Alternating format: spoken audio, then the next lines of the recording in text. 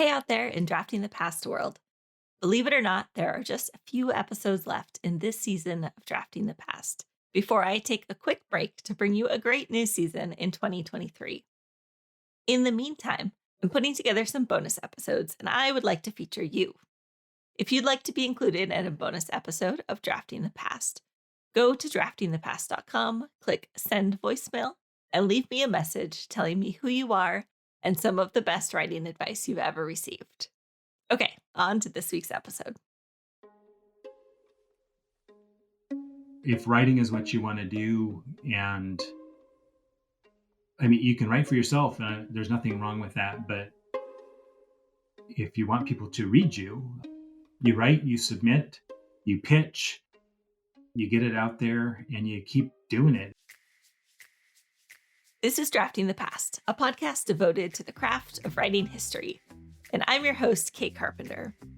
This week, I spoke with environmental historian Dr. Adam Sowards. I'm happy to be here. Thanks, Kate.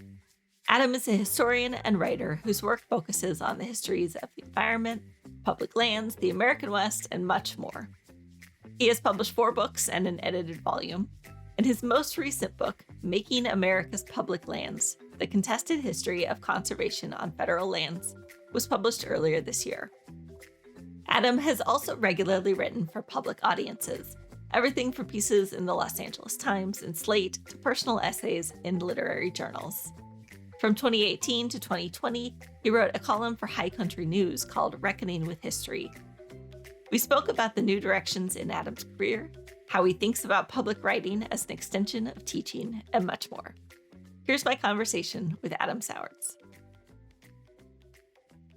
I guess I can look way back into secondary school, and I guess even before that, I worked on school papers when I was a kid growing up. I did not do that when I went to college, though, deciding that I was a little too shy and didn't want to talk to people I didn't know. So I thought I'd study history, and the people I needed to talk to would be essentially dead. And that was sort of one of the reasons, the path I went down. I started doing history, though, fairly seriously early on. I was fortunate enough to have a National Endowment for the Humanities grant between my junior and senior year of college, and that led to a publication. So that was really fortunate. And I was able to get some publications out of my master's thesis. And then I guess I was off and running, doing the typical academic sort of things and, getting scholarly articles published and then eventually books published. At some point in my professor's career, I decided it'd be interesting to write for other sorts of audiences.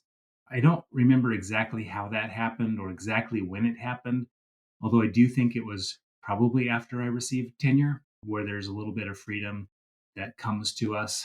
And as is the case in most things, a little bit of success leads to a little more success and more opportunities. So once I started doing that, I enjoyed it.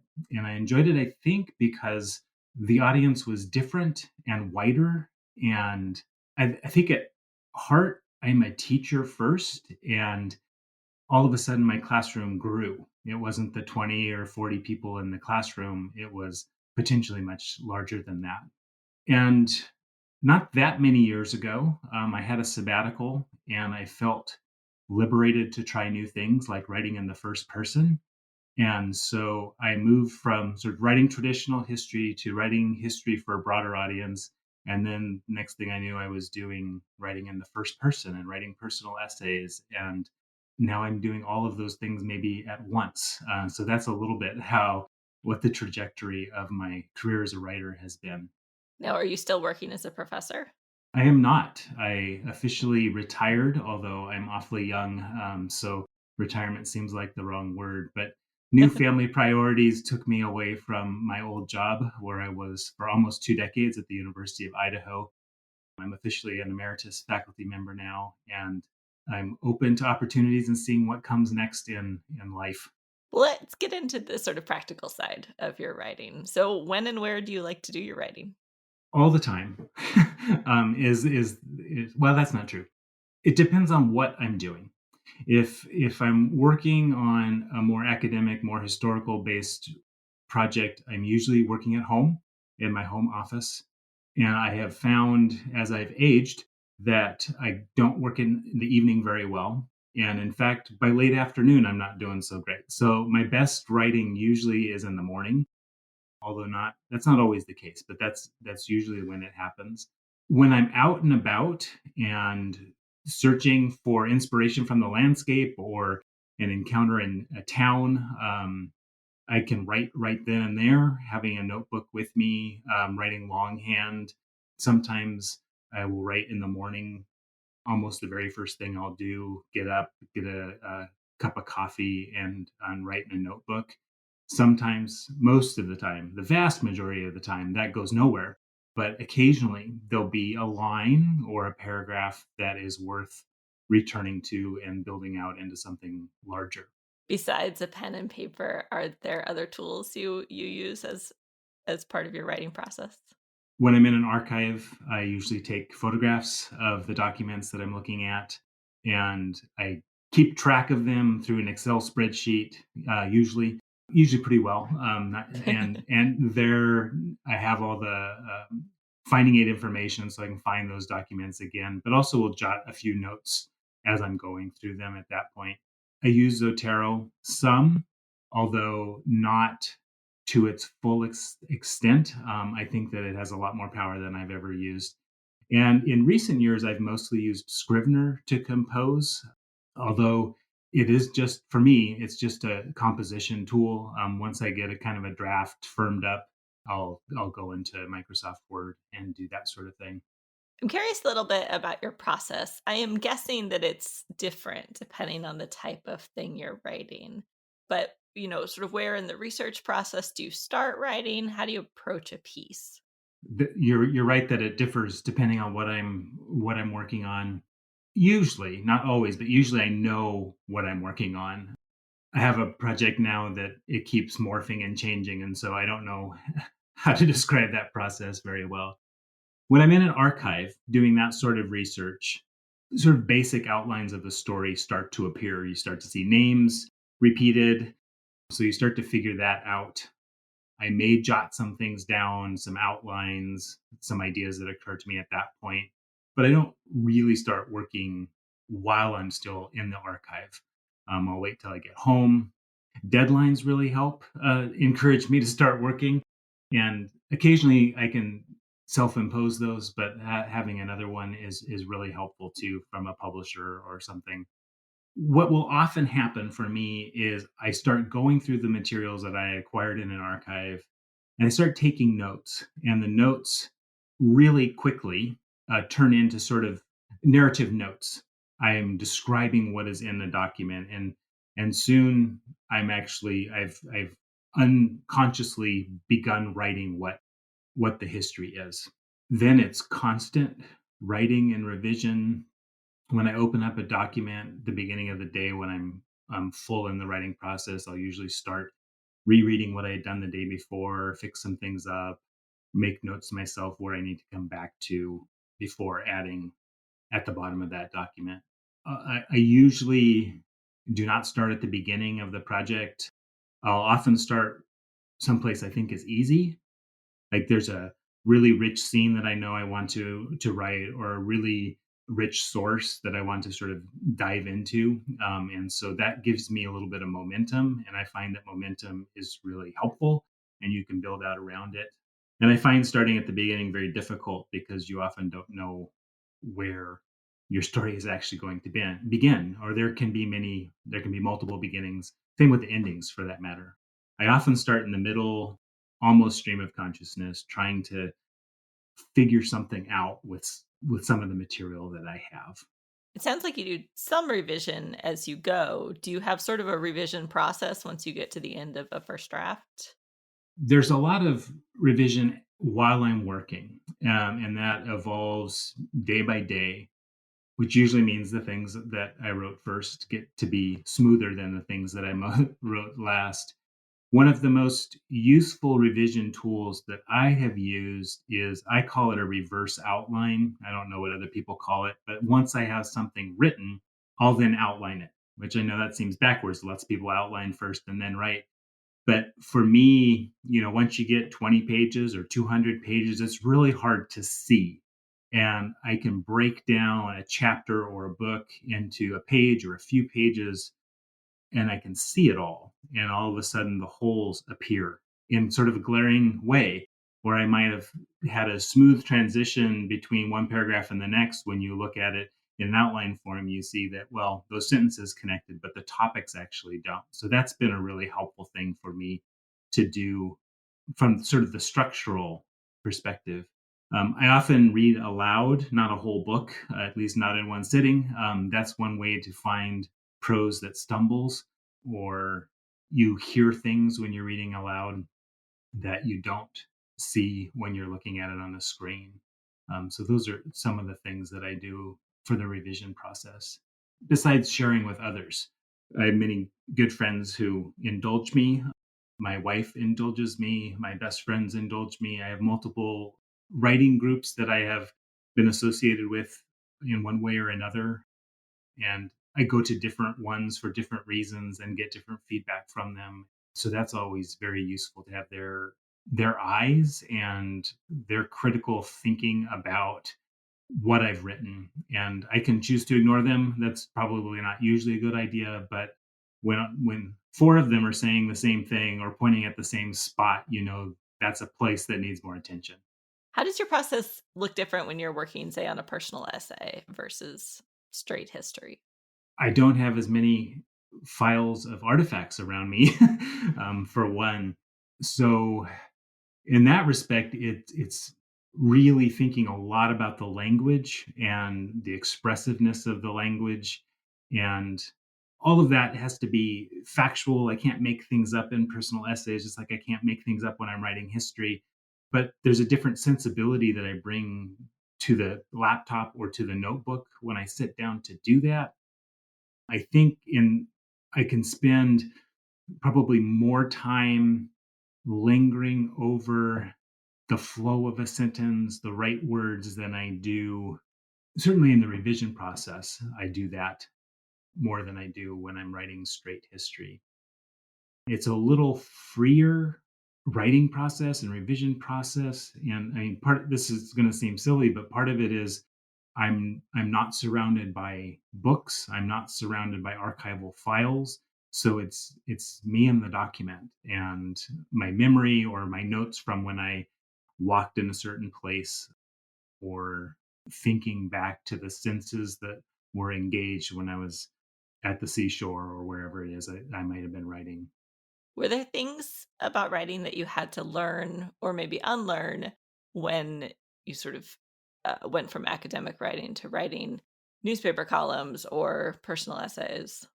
There's there's a little bit different language when working with journalists. No history professor I ever had told me what a nut graph was, for example. So I had to learn some things like that. Writing for, say, a newspaper or magazine or an online source, there's a great need to connect to the present and current events that is different than I experienced writing straight history. And for me, often like, well, this is just inherently fascinating. And so everyone should be inherently fascinated by this. And so trying to get a news hook has been a trick for me to learn how to do. And I'm still learning how to do that, for sure. The permission to use first person was something that I supposed had to be learned. I don't think anyone ever told me that I couldn't do that before, but it's just something you learn. You don't do that when you're writing academic work very often. And being freed up to try that was a really interesting experience. And stuff came out for me when I was felt free to do that. And that was sort of a liberating experience, I think. How do you think about, or do you think about, the relationship between your academic writing and your more public facing writing? I'll answer that this way. When I'm working on a public facing piece, almost invariably in the process of getting it down the first time or revising it, I panic. And the panic is all my historian friends are going to read this and say, "Oh my gosh, Adam, you you know it's more complicated than this. you're making these generalizations and you shouldn't do that. There's so much more to it that you're not putting in. And it can be kind of debilitating. So I have a panic attack for a day, worried about what all my academic peers are going to think of me. And then I remember, and I don't know why I can't remember it from one piece to the next, but I never do. Then I remember, oh, you're not writing to your academic peers. And so then I'm like, the general public that I'm hoping to reach doesn't know this, hasn't read 18 books on this topic, and doesn't care about the nuances between those interpretations. And so I can have that information in my head and I can shape the analysis or the explanation that I'm offered and have it be informed by that, but I don't have to get into all of those nitty gritty details. And so there are like two voices in my head, the academic voices telling me you've got to, be super critical and super nuanced and theoretically informed and historiographically grounded. And then you need to be as clear as possible because your readers don't know all of that stuff and they don't care about all of that stuff. And so I try to be informed by my academic training and by the insights I get from my peers, but not sort of hamstrung by that. This is a big thing I struggle with, so it's really actually helpful to hear you talk about this. Have you ever gotten pushback from the academic community about your other writing? I can't think of any. I mean, if someone was really offended, I'm not sure they would come and tell me. And maybe I'm forgetting a case, but I don't think I've experienced that. That's good. Yeah. The voice in my head is real, and I won't tell you, but there is a person in my field who sits in my brain and talks to me. It's not good. Do you get reader feedback when you work more publicly? I know, like this week, for example, I think you just had an op-ed come out in the Los Angeles Times, which has a massive readership. Do you hear from people? Sometimes through social media, you get likes or retweets or whatever. Occasionally, I will get emails from people that found something in what I wrote to be. Usually, there's a personal connection, people who have reached out to me that way. And that's really great. That's gratifying to have that happen. I suppose there's some criticism that comes through social media, and I'm pretty good at being able to move beyond that fairly fast. And there's not, I mean, I don't have as wide a reach as some authors. And so I don't get the type of pushback that others do. I'm also a white man. And so I'm not going to get some pushback that other scholars writing in the public sphere are going to get. To examine how Adam approaches writing personal essays, I asked him to talk to me about the introduction of an essay published in Wild Roof Journal this summer. Here's Adam reading from the beginning of his essay, Submerged Stories, Reaching History. A few times a year, when the crowded shelves of my university library and the cramped apartments in this college town threaten to bury me, I go to the river. It's a 20-mile journey, although a red-tailed hawk could do it in a dozen. To get there, I drive up, out of town, cross the state highway, and move through the rolling hills, held in place by a century and a half of wheat, and before that by bunch grasses sinking their roots into loess so deep as to be practically bottomless. Soon the road banks and opens up next to Union Flat Creek, along which the area's first homesteaders planted their stakes. Old farmhouses and rusting equipment sit beside new combines and tractors off short spur roads and long gravel driveways that branch off the route I'm driving like trickling tributaries to the main stem. On back roads around here, I often see signs nailed to barns, "Save our dams," a talisman meant to ward off environmentalists who wish to breach dams so that salmon abundance might be restored to regional streams. When I reach the stop sign, I turn and descend Wawaway Canyon, where over the course of a half dozen miles, I wind my way down 1,600 feet The canyon is narrow, and the hills so steep I cannot always see their tops from the pavement.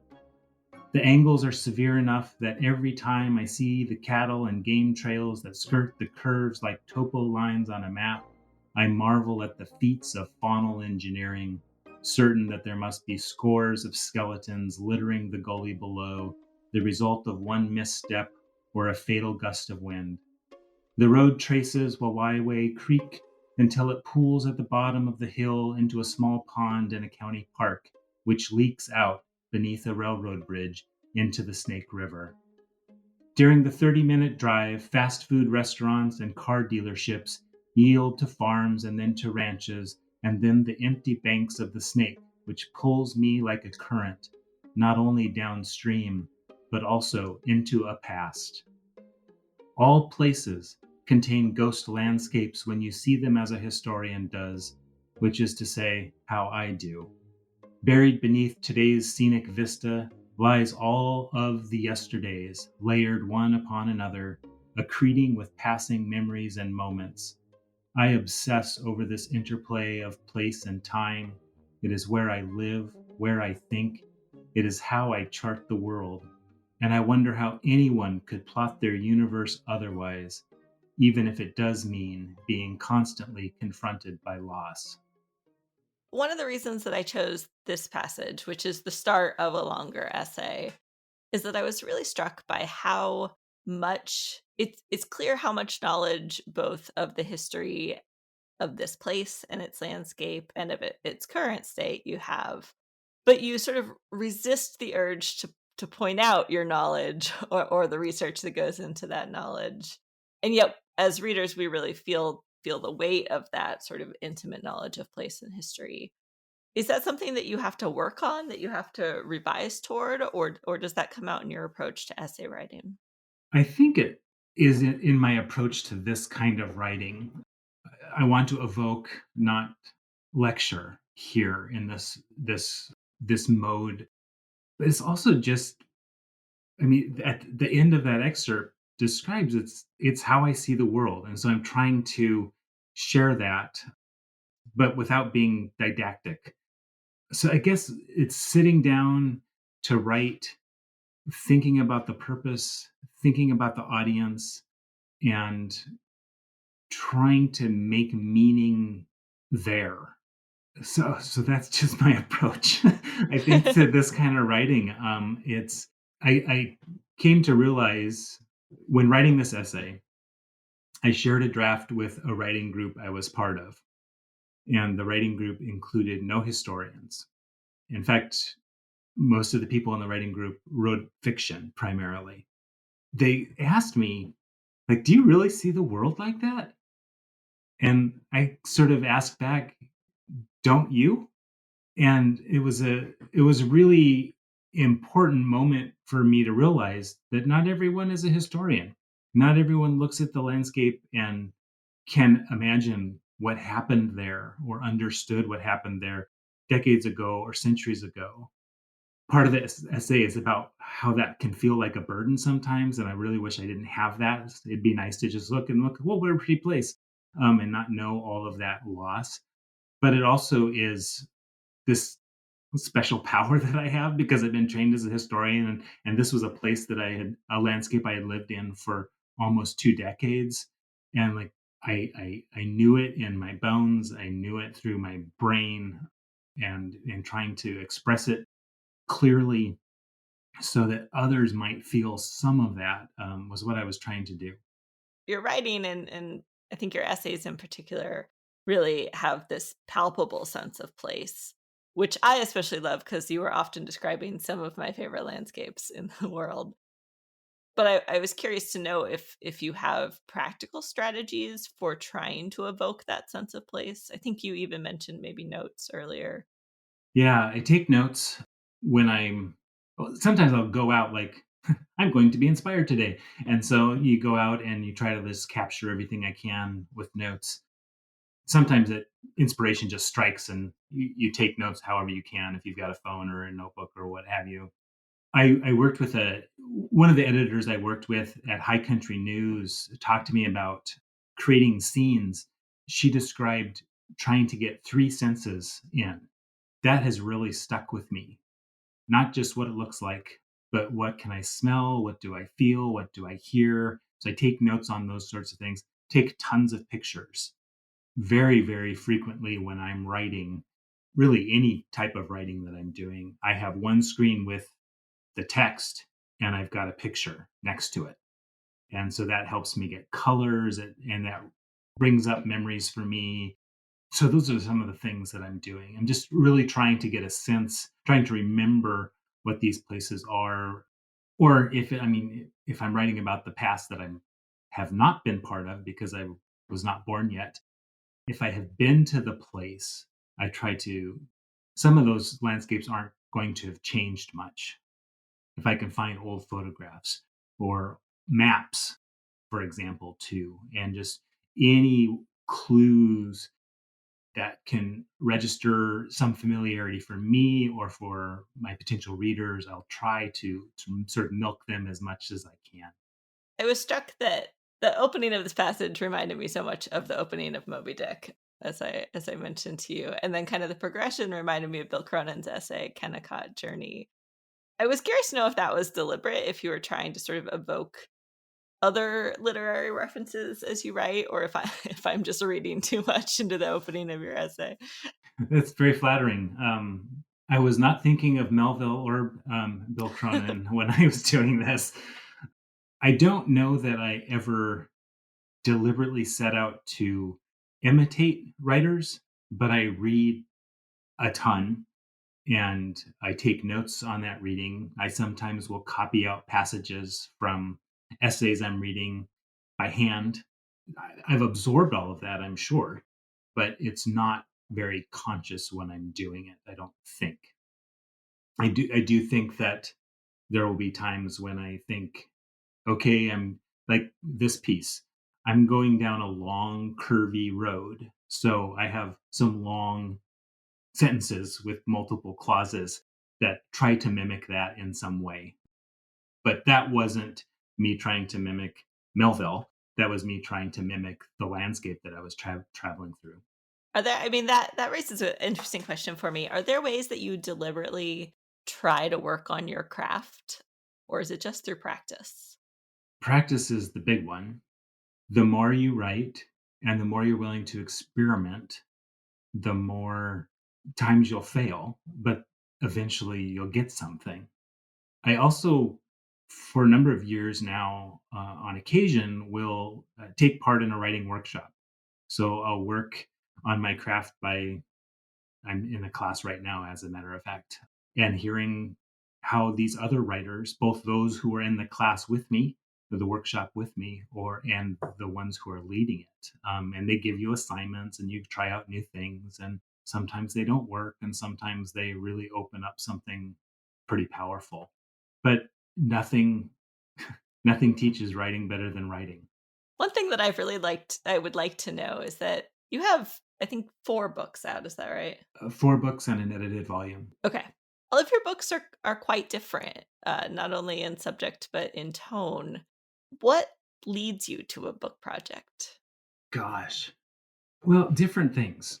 A couple of books that I have written, my most recent, Making America's Public Lands, and my first, United States West Coast and Environmental History, are part of the publishers have series, and series editors approached me for each of those. And when the right topic comes to me and I can imagine my way toward completion, I say yes. And I'm not sure that's always the best strategy, but it has served me well on occasion, for sure. The other books, my study of William O. Douglas as a conservationist came out of my dissertation, and that came to me because here was this man, extremely important during his lifetime and well known at the time as a conservationist, someone who cared about the natural world, was involved in environmental causes. And I would see him referenced in lots of books at the time and then by scholars later. But, he'd be in the index three times and he'd be part of a sentence each of those times. And I was like, there's got to be more here. So that was, the general dissertation. Like, there's a gap here we don't know enough about. So I would find that. The other book that I published in 2020, An Open Pit Visible from the Moon, was a complete accident. And in fact, I think in my acknowledgments, I say I often joke that this is the book that I wrote by accident. I had friends who were putting an edited volume together, asked if I would do a chapter, and I said no. And they said, come on. And I said no. And they said, we really, could you do one? And I was like, okay, here are two ideas. And they said either one would be fine. And it actually derived out of my work on Douglas. There was a protest he had been part of in 1967 that I didn't write about in the book on Douglas. I was like, I could write a chapter on this. It'd be kind of fun. So there was a proposed mine going to go in. He went to a campground. Bunch of college students came to listen to him. And he said, we shouldn't do this. And I'm like, I could do a chapter on that. And I started doing the research, and it was just so full of interesting characters. And I was like, oh gosh, I'll do the chapter, but there's a book here. I'm a curious person, and I'll find something and I'll poke around a little bit, and I'll just I'll try to gauge how much time and investment the project might be, and I'll go after it, I guess. And so I just follow my curiosity, and for good or ill, and see where it takes me. You're quite prolific. I was going to say as a historian, but honestly, just as a writer generally, what keeps you writing so much, or how are you able to produce so much, do you think? Been very fortunate in my career to have opportunities to have a stable job up until last spring when I stopped. I've had a supportive family during these years, supportive colleagues. So all of those things really happen or help tremendously to have that sort of background support. I think that I'm willing to do good enough work and not perfect work. If I were working, I could imagine any of the books that I wrote all being 600 pages long and having gone to 4 times as many archives and have 8 times as many footnotes and 6 times as many theoretical interventions. And that's not who I was or who I am. And so I'll write and I'll finish and I'll send it off and I'll move on. And so I think being not obsessive probably helps me write more. And it's taken a bit, but learning that, you know, it doesn't have to be perfect, and you can just move on is probably a pretty good lesson too. But if writing is what you want to do, and I mean, you can write for yourself, there's nothing wrong with that. But if you want people to read you, you write, you submit, you pitch, you get it out there, and you keep doing it. And I mean, these things, this is, I think, both good fortune, but also the way the system's sort of rigged. Once you become a little bit successful, more opportunities can come to you. Once you've pitched before and been successful somewhere, you're going to be more likely for it to be picked up again. That doesn't mean that I don't get turned down all the time, but you develop a rhythm, you develop relationships with editors, and you become a better writer. I mean, it's the great teacher. I want to ask you a little bit about your new email newsletter. And first, if you don't mind, could you just sort of describe what your newsletter is, what it's about? Sure. I call it taking bearings. And we think about taking bearings when you're out on the land, like taking a map and a compass and figure out where you are. And I also think it's important to figure out when you are. So that's kind of the approach I have. My plan has been to cycle through different themes for each newsletter. So the first is, I call it the classroom, which is essentially a history lesson. And that's followed by a field trip, which is usually me going someplace talking about the history that has happened there and my experience on that landscape at the time. Then I cycle into what I call the library, which is me reporting on a book that I've read, usually from the past, a book that's decades old. And then a wild card, because I figure there's going to be other things I want to write about. So I leave that open up.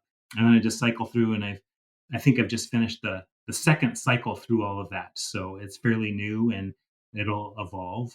It's an experiment. It's absolutely an experiment, and who knows what it'll be like in a month or 3 months or however long down the road it is. What are your goals for the newsletter? I'm especially curious as a writer, what do you see as kind of the reason to have a newsletter? Yeah. Well, I think it emerged out of, I mean, I retired from my professor's job and I still had things that I thought, gosh, I know some stuff and maybe people would want to know some of it too. And maybe that's super presumptuous of me.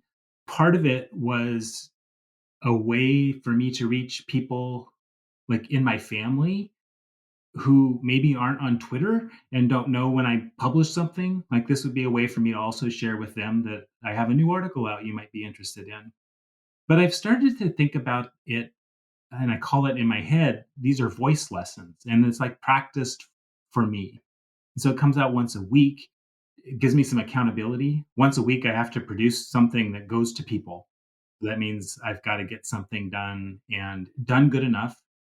None of these pieces are anything that I think would be published in any regular venue, but it gives me practice writing. It gives me a deadline to get things done. It gets me thinking about the past, thinking about writing.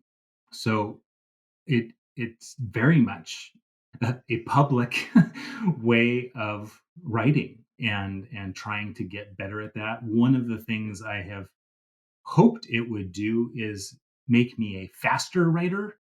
I'm not in shape enough yet for that to have have worked, but I'm working on it. I imagine it's a lot like running where you have to build up your base miles before you can start working on speed. I think so. Are there other historians, or other writers generally who you look to as inspirations? Yes, many, many, many. Like I said, I read all the time. I'm not these days. I'm not reading lots of historians, lots of academic historians. I'm really interested in how journalists write history and what I can learn from that. And so that's been something that I've paid some attention to lately. Michelle Nighthouse's book, Beloved Beasts, is a good example of that. I recently read Jonathan Thompson's Sagebrush Empire. Both of those authors have done a lot of writing for High Country News, so I have some affinity for that. My favorite author is Rebecca Solnit, and she describes herself as a historian and writer and activist. And I love how she writes. I do not at all imitate how she writes, but I love seeing her mind at work on the page. I'm a big fan of Helen MacDonald, who's a marvelous writer, historian, essayist. And I really like what she does quite a bit. I could go on and on and on. Sort of classic essayists. I love E.B. White. I love James Baldwin. John McPhee is a master. I'll stop there. It's a pretty fantastic list. What's the best writing advice you've ever gotten? Oh, this is a great question. And I have a few different answers. And the first is sort of a mindset advice. And it came from my advisor when I was an undergraduate, a man named Bill Breitenbach. And I think I was probably a junior in his off, and went to his office hours and I was asking something about writing. And he said, "You know, Adam, you're on a journey with no end. It's not like you wake up one day and all of a sudden you're a good writer." And so that was really good advice that this is just, you're always going to be able to get better at it. It's not something that, you take this many classes or you write this many books and all of a sudden you're done. You have nothing to learn anymore. So that was really terrific. And then after I wrote my dissertation, I was trying to revise it into a book. And the dissertation was fine, but it needed something else. And a friend of mine, actually, I barely knew him at the time, Mark Harvey, said, "Why don't you take this apart and see how many different ways you can put it back together?"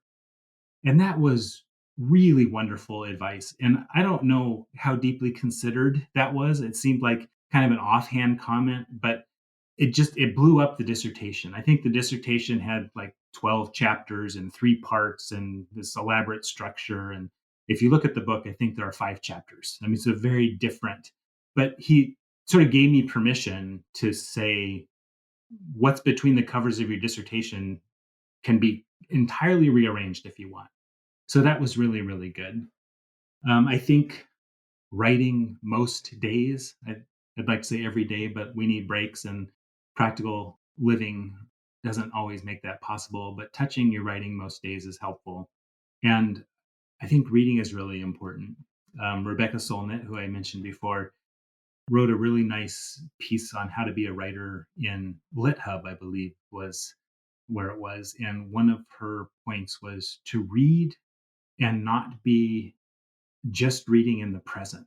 So read old things. So you asked what I read, and some of the writers that I'm reading are long dead, and to touch those other times and see other concerns across decades or across centuries can either help us see what's universal or help us see that the current thing that we're focused on isn't necessarily always going to be there. So it gives you a sense of perspective. And I think that that's really, really valuable. Are there new projects that you're working on? Yeah, that's an interesting question. I'm not sure if I have a big book that's going on right now. William O. Douglas, who I wrote about and have mentioned in this interview, he wrote a book called An Almanac of Liberty. And for every day of the year, he wrote this mini history lesson about liberty. So it might be a quick thing on the Bill of Rights or the Magna Carta or something like that. And I've been toying with doing something like that with regard to environmental issues, because that's the focus of what I do. So I've written some entries like that, and I've charted out most of the days of the year, but not all of them. So that's a possibility. And I started a project on my sabbatical in 2019 and 20 that looks at federal lands in a way unlike what I had done for the last book. I put it away. I put the project away for a while. I've written a personal essay out of it.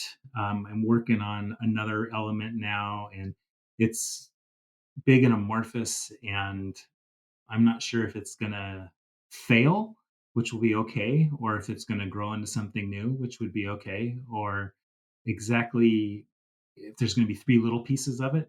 So I don't know.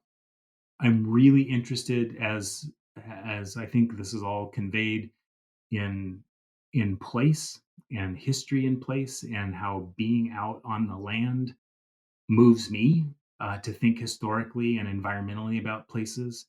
Clint Smith's recent book is just an amazing book, and the title is escaping me at the moment. How the Word is Passed. How the Word is Passed. That's it.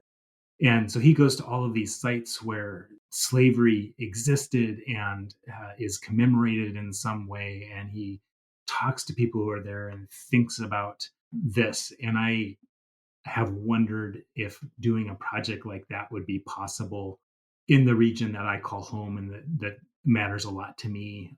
So those are some of the things that I'm thinking about and exploring, and seeing if my life will allow that to happen in these coming months and years. Those all sound like amazing projects. So I can't wait to see what comes from them. Thank you so much for joining me for this interview. It's been so great to learn more about your writing process. It was my pleasure. Thanks a lot, Kate. Thanks again to Dr. Adam Sowards for joining me on this episode of Drafting the Past. And as always, I am grateful to you for listening. You can find links to Adam's work and some of the other things we talked about at draftingthepast.com. While you're there, don't forget to leave me a voicemail for our upcoming bonus episodes. And in the meantime, happy writing.